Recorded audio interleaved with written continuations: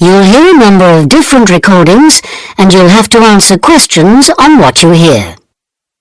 There will be time for you to read the instructions and questions, and you'll have a chance to check your work. All the recordings will be played once only.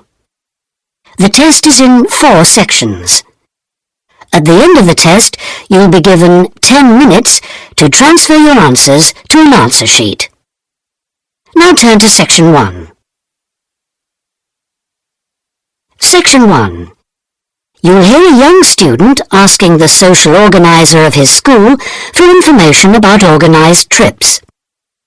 First, you have some time to look at questions 1 to 4.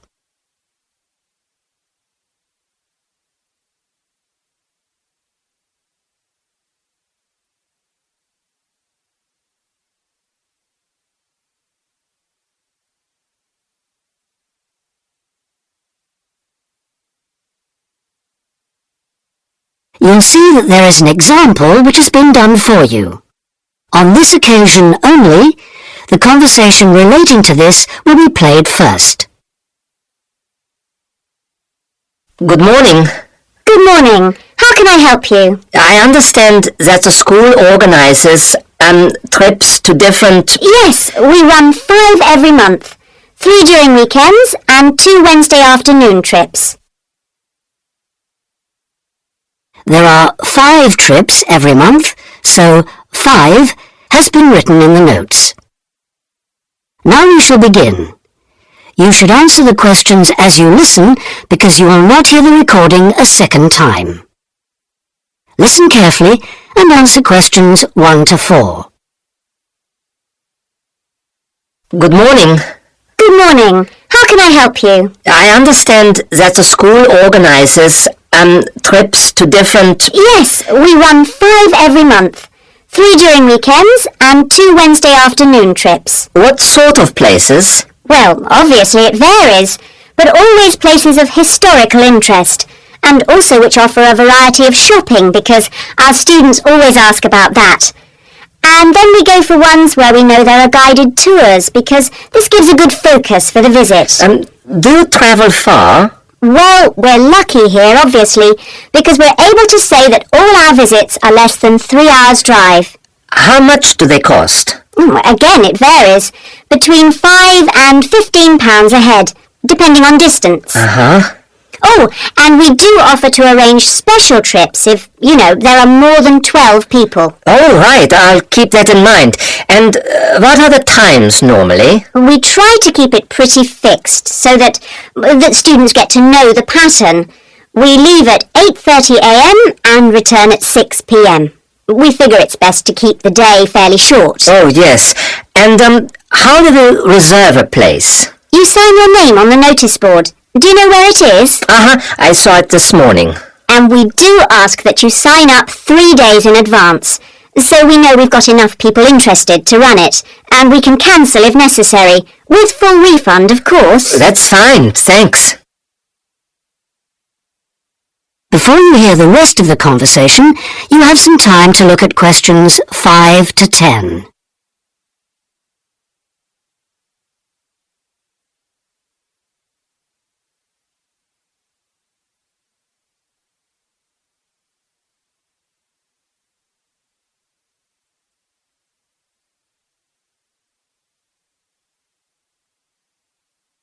Now listen and answer questions 5 to 10.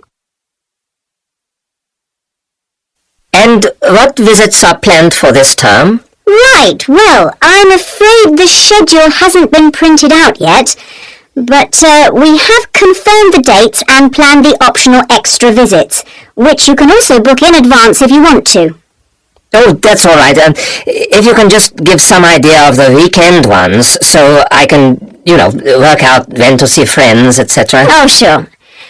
Well, the first one is St. Ives. That's on the 13th of February, and we'll have only 16 places available, because we're going by minibus. And that's a day in town with the optional extra of visiting the Hepworth Museum. All right, yeah, that sounds good. Then there's a London trip on the 16th of February, And we'll be taking a medium-sized coach, so there'll be 45 places on that. And let's see, the optional extra is the Tower of London. Oh, I've already been there. After that, there's Bristol on the 3rd of March. Where? Bristol. Bristol. Okay. That's in a different minibus with 18 places available. Oh, and the optional extra is a visit to the SS Great Britain. Okay. We're going to Salisbury on the 18th of March, and that's always a popular one because the optional extra is Stonehenge. So we're taking the large coach with 50 seats. Oh, good. And then the last one is to Bath on the 23rd of March. Oh, yes. Is Bath the Roman city? Yes, that's right. And that's in the 16-seater minibus. And where's the optional visit? It's to the American Museum. Well worth a visit. Okay, well, that's great. Thanks for all that. My pleasure. Oh, by the way, if you want more information about any of the trips, have a look in the student newspaper. Okay. Or have a word with my assistant. Her name is Jane Yentob. That's Yentob. Right, I've got that. Thank you very much for your help. You're very welcome. I hope you enjoy the trips. That is the end of section 1.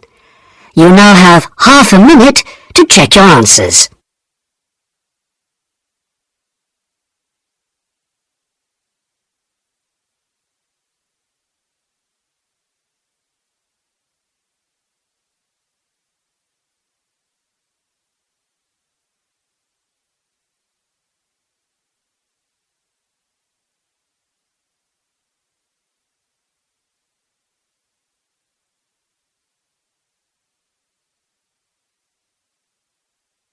Now turn to section 2.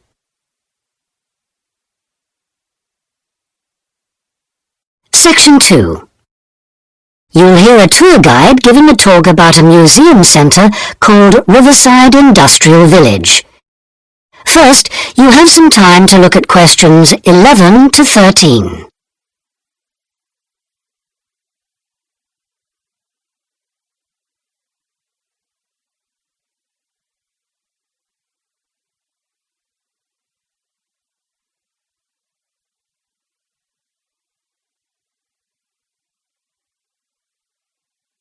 Now listen carefully and answer questions 11 to 13. Good afternoon, everybody, and welcome to Riverside Industrial Village. To start your visit, I'm just going to give you a brief account of the history of the museum before letting you roam about on your own. I won't keep you long, okay? Now, from where we're standing, you've got a good view of the river over there. And it was because of this fast-flowing water that this site was a natural place for manufacturing works. The water and the availability of raw materials in the area like minerals and iron ore, and also the abundance of local fuels like coal and firewood, all made this site suitable for industry from a very early time. Water was the main source of power for the early industries, and some of the water wheels were first established in the 12th century, would you believe? At that time, local craftsmen first built an iron forge just behind the village here on the bend in the river. By the 17th and 18th centuries, the region's rivers supported more than 160 water mills, and many of these continued to operate well into the 19th century. But then the steam engine was invented. And then the railways came, and the centres of industry were able to move away from the rivers and the countryside and into the towns. So industrial villages like this one became very rare. So, that's the history for you. If you'd like any more information, you can ask me some questions, or you can read further in our excellent guidebook. Before you hear the rest of the talk, you'll have some time to look at questions 14 to 20.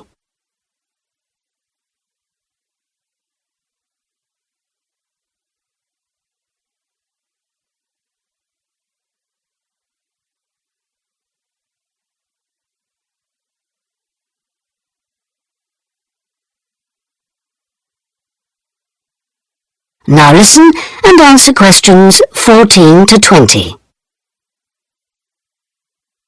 Now I'm going to give you a plan of the site, and I'd just like to point out where everything is, and then you can take a look at everything for yourself. I've already pointed out the river, which is on the left, and of course, running along the bottom is Woodside Road. Got it? OK, now we're standing at the entrance. See it at the bottom? And immediately to our right is the ticket office. You won't need that, because you've got your group booking, but just past it are the toilets. Always good to know where they are. In front of us is the car park, as you can see, and to the left, by the entry gate, is the gift shop. That's where you can get copies of the guide, like this one here. Now, beyond the car park, all the buildings are arranged in a half circle with a yard in the middle. The big stone building at the top is the main workshop.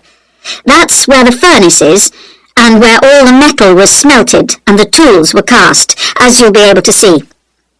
Now, in the top right-hand corner, that building with bigger windows is the showroom, where samples of all the tools that were made through the ages are on display. In the top left corner is the grinding shop, where the tools were sharpened and finished. And on one side of that, you can see the engine room, and on the other is the cafe, which isn't an antique, you'll be pleased to know, though they do serve very nice old-fashioned teas. The row of buildings you can see on the left are the cottages. These were built for the workers towards the end of the 18th century, and they're still furnished from that period, so you can get a good idea of ordinary people's living conditions. Across the yard from them, you can see the stables, where the horses were kept for transporting the products. And the separate building in front of them is the works office, and that still has some of the old accounts on display. Right, if anyone wants a guided tour, then I'm starting at the engine room. If you'd like to come along this way, please, ladies and gentlemen. That is the end of section 2. You now have half a minute to check your answers.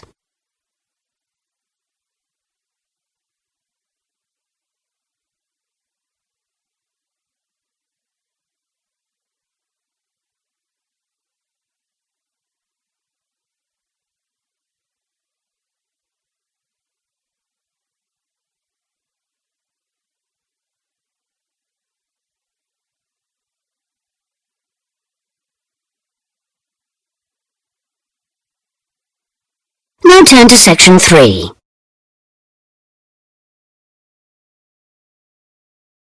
Section 3. You'll hear Melanie, a student, talking to one of her lecturers about her studies. First, you have some time to look at questions 21 to 27.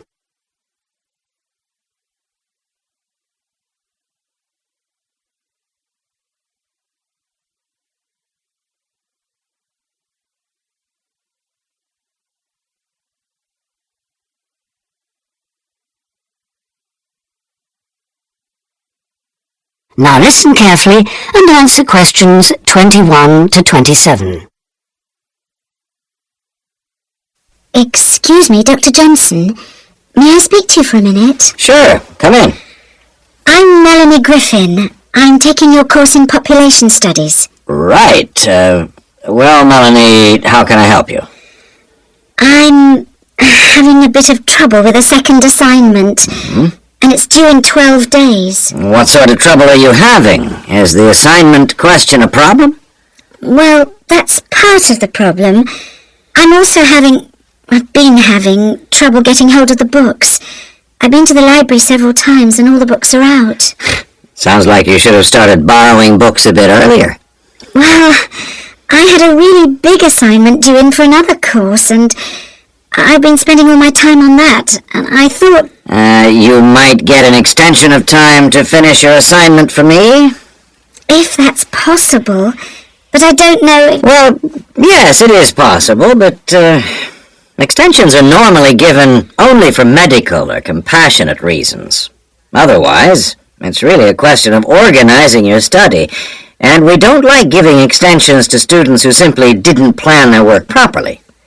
What did you get for your first assignment? I got 87%. Yes, you did very well, indeed. So obviously you can produce good work. I don't think I'll need too much extra time, as long as I can get hold of some of the important references. Well, since you did so well in your first assignment, I'm prepared to give you an extra 2 weeks for this one. So that'll mean you'll need to submit it about a month from now. Oh, thank you. Now, what about the reading materials? Have you checked out the journal articles in the list? No, not yet. There were about 20 of them, and I wasn't sure which ones would be most useful or important. Well, they're all useful. But I don't expect anyone to read them all, because a number of them deal with the same issues. Let me give you some suggestions. The article by Anderson and Hawker is really worth reading. Right, I'll read that one. You should also read the article by Jackson, but just look at the part on the research methodology, how they did it. Okay, Jackson. Got that. And if you have time, the one by Roberts says very relevant things, although it's not essential. So, okay, if it's useful, I'll try and read that one. Now, the one by Morris, I wouldn't bother with that at this stage if I were you. Okay, I won't bother with Morris. Oh, now, someone told me the article by Cooper is important. Well, yes, in a way. But just look at the last part, where he discusses the research results. And lastly, there's Forster. I can't think why I included that one. It's not bad, and could be of some help, but not that much. Before you hear the rest of the conversation, you have some time to look at questions 28 to 30.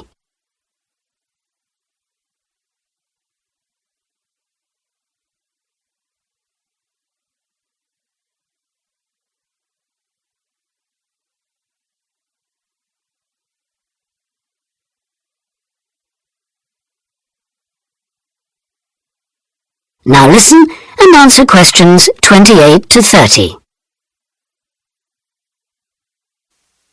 Now, let's deal with the assignment question. What's the problem there?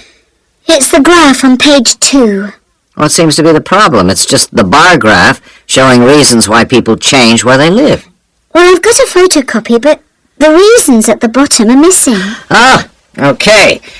Look at the first bar on the graph. Now, that indicates the number of people who move because they want more space. Oh, I see. Bar 1. Okay. Now, what about the next bar? Bar 2 is to do with the people living nearby, disturbing them. So they chose to move away to somewhere quieter. Now let's look at bar number 3. Another reason people change their place of living is because they want to be closer to the city. Okay. Proximity to the city is an issue. Now, bar number 4 refers to problems when the owner of the property won't help fix things that go wrong. In other words, the owner is not helpful, and so the tenants move out. Okay. Now, what about bar 5? Bar 5 is about those people who move because they need a bus or train to get them into the city or to go to work. Okay.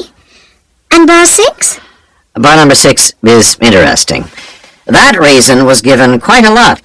People moving because they wanted to be in a more attractive neighborhood. Oh, yes. Thank you very much. That is the end of section 3. You now have half a minute to check your answers.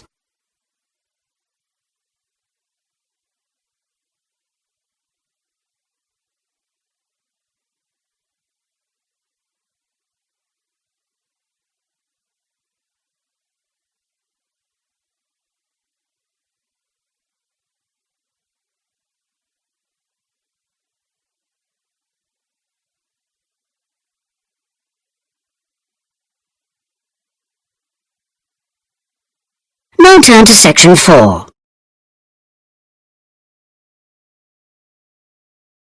Section 4.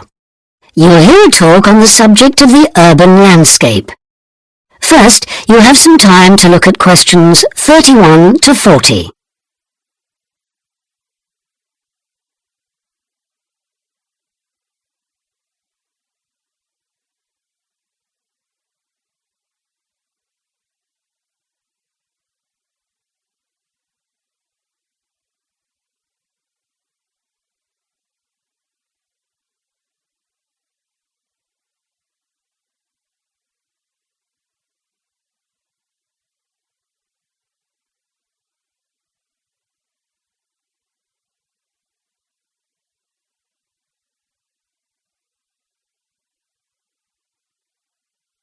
Now listen carefully and answer questions 31 to 40.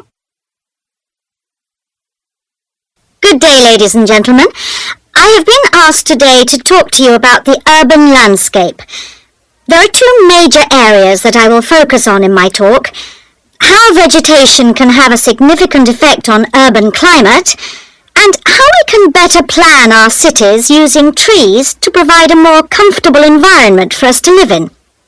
Trees can have a significant impact on our cities. They can make a city as a whole a bit less windy, or a bit more windy if that's what you want.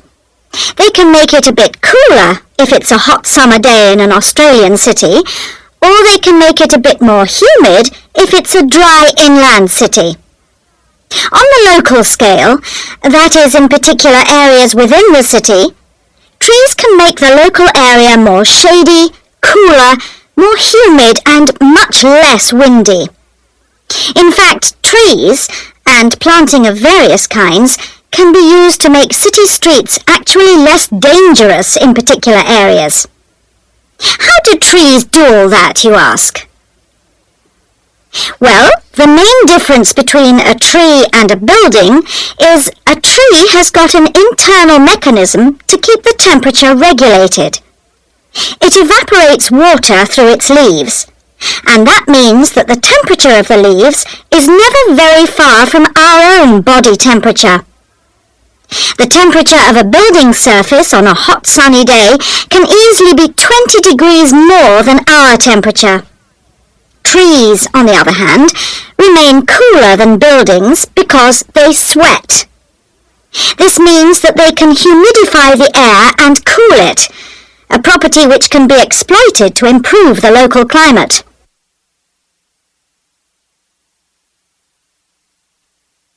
Trees can also help break the force of winds. The reason that high buildings make it windier at ground level is that as the wind goes higher and higher, it goes faster and faster. When the wind hits the building, it has to go somewhere. Some of it goes over the top, and some goes around the sides of the building, forcing those high-level winds down to ground level. That doesn't happen when you have trees. Trees filter the wind and considerably reduce it, preventing those very large, strong gusts that you so often find around tall buildings. Another problem in built-up areas is that traffic noise is intensified by tall buildings. By planting a belt of trees at the side of the road, you can make things a little quieter, but much of the vehicle noise still goes through the trees. Trees can also help reduce the amount of noise in the surroundings, although the effect is not as large as people like to think. Low-frequency noise in particular just goes through the trees as though they aren't there. Although trees can significantly improve the local climate, they do, however, take up a lot of space. There are root systems to consider, and branches blocking windows and so on. It may therefore be difficult to fit trees into the local landscape. There is not a great deal you can do if you have what we call a street canyon, a whole set of high-rises enclosed in a narrow street. Trees need water to grow. They also need some sunlight to grow, and you need room to put them. If you have the chance of knocking buildings down and replacing them, then suddenly you can start looking at different ways to design the streets and to introduce tree planting. That is the end of section 4. You now have half a minute to check your answers.